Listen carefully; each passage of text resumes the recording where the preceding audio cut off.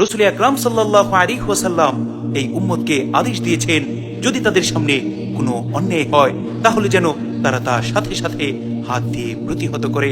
যদি হাত দিয়ে প্রতিহত করা সম্ভব না হয় তাহলে যেন তারা জবান দিয়ে প্রতিবাদ করে।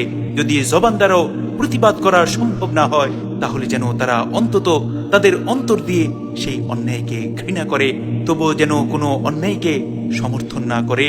এ সম্পর্কে সহিহ মুসলিমের 49 নম্বর হাদিস, হযরত আবু সাঈদ খুদরি রাদিয়াল্লাহু আনহু বলেন, রাসূল আকরাম সাল্লাল্লাহু আলাইহি ওয়াসাল্লাম ইরশাদ করেছেন, মান রাআ মিনকুম মুনকারা ফালইয়ুগাইয়িরহু বিয়াদিহি, তোমাদের মধ্যে কেউ যদি কোনো অন্যায় দেখে তাহলে সে যেন তার হাত দ্বারা তা প্রতিহত করে।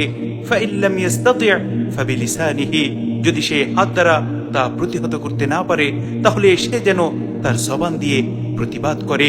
ফাইন লাম ইস্তাতি' ফাবিকলবিহি, যদি সে জবান দ্বারা প্রতিবাদ করতে না পারে তাহলে সে যেন অন্তত তার অন্তর দিয়ে সেই অন্যায়কে ঘৃণা করে। ওয়াযালিকা আযআফুল ঈমান, আর অন্তর দিয়ে ঘৃণা করা হচ্ছে দুর্বল ঈমানদারের পরিচয়।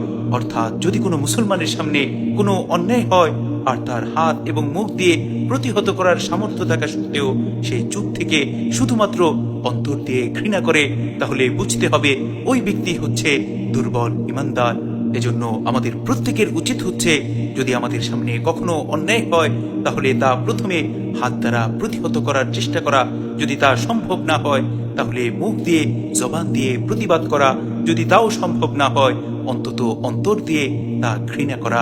তবু কোনোভাবে অন্যায়কে সমর্থন করা যাবে না, কেননা অপরাধ সমর্থনকারী অপরাধকারীর মতোই শাস্তি পাবে।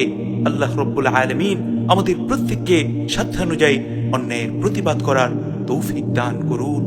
আমিন।